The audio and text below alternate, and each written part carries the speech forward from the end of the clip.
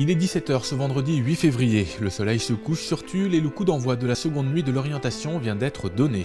Le principe de cette nuit est simple, permettre aux collégiens, lycéens et étudiants de découvrir un métier à travers des rencontres avec les professionnels.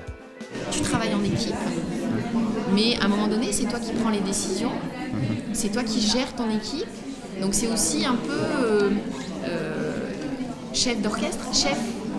À titre personnel, je trouve ça important que les jeunes puissent avoir des discussions avec les professionnels pour trouver des orientations. Je trouve qu'il y a j'ai l'impression qu'il y a beaucoup de jeunes qui ne savent pas du tout vers quelle filière se tourner. Et je trouve que c'est important, arriver au lycée ou au bac, d'avoir une idée. Je me dis que ça doit être vraiment terriblement angoissant de se dire je ne sais pas du tout ce que je veux faire, de s'inscrire dans une faculté pour s'inscrire quelque part. Et puis discuter avec les professionnels, c'est aussi voir le bon côté et le mauvais côté des choses. Donc voir qu'un métier, une profession, c'est pas que ce qu'on peut voir à la télé ou l'idée qu'on s'en fait. C'est aussi des contraintes qui vont avec, bien sûr, tous les atouts des différentes professions. Donc c'est important de pouvoir échanger. Rémunération, rythme de travail, formation, plus de 80 professionnels comme Marie ont pris de leur temps ce soir pour répondre aux questions des étudiants. 88 professionnels venus présenter leur entreprise, leur métier ou plus généralement un secteur d'activité tel que le transport et la logistique mis à l'honneur cette année. Dans un contexte de crise, les métiers du transport peinent à séduire, la faute à des idées préconçues négatives. Aujourd'hui, 80% des transports en marchandises se font dans un rayon de 200 km, ce qui permet d'avoir une vie familiale et sociale. On ne part plus tout au long de la semaine. Aujourd'hui, on a la maison tous les jours, je ne vais pas dire à heure fixe, mais tous les jours. Donc c'est un métier qui est à la fois au contact du client, donc qui est aussi enrichissant. En transport de voyageurs, en contact avec les passagers, que ce soit les enfants ou les plus grands sur les lignes régulières. Et puis le transport sanitaire, un lien social très fort dans le transport, puisqu'il faut transporter des patients dans les structures hospitalières, donc j'allais dire que le transport c'est un des maillons essentiels de la vie. Architectes, coiffeurs, journalistes, fleuristes, policiers, ici près de 70 métiers sont représentés, tous exercés en Corrèze.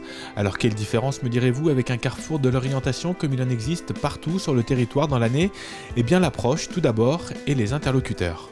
Alors l'originalité de la nuit de l'orientation, c'est de parler métier et non pas formation. On n'est pas là pour promouvoir une formation ou un centre de formation. On est là pour parler de métier, pour que les jeunes puissent aller voir des professionnels, leur poser toutes les questions dont ils ont envie avec spontanéité surtout. C'est le maître mot. Et après, éventuellement, chercher plus loin comment ils pourront arriver à faire ce métier. On ne part pas de la formation, mais du métier. C'est une démarche familiale, donc il faut que ce soit en dehors des heures de classe. C'est vrai que des jeunes de 14-15 ans, ils viennent avec leurs parents. Souvent, il y a le père, la mère et toute la fratrie qui vient pour essayer d'en parler. Et pour cette seconde édition, 450 étudiants ont poussé les portes de la nuit de l'orientation. L'orientation, un passage obligé et qui peut s'avérer éprouvant pour les parents. C'est pas évident parce qu'au départ, elle ne savait pas trop ce qu'elle voulait faire. Bon, elle avait déjà une petite idée dans l'architecture, elle a d'autres petites idées. Donc c'est bien de venir ici ce soir parce que comme ça, ça lui permet de prendre plus de renseignements. C'est stressant parce que bon, déjà on n'a pas le droit à l'erreur et voilà, on part sur de nombreuses années à les soutenir. Voilà, ouais, c'est stressant. C'est tout à fait stressant hein, parce que souvent les ados ne savent pas ce qu'ils veulent faire, donc c'est pas évident quoi, c'est pas évident, donc il faut vraiment, ces journées en fait sont bien parce que ça permet en fait de vraiment voir différents métiers.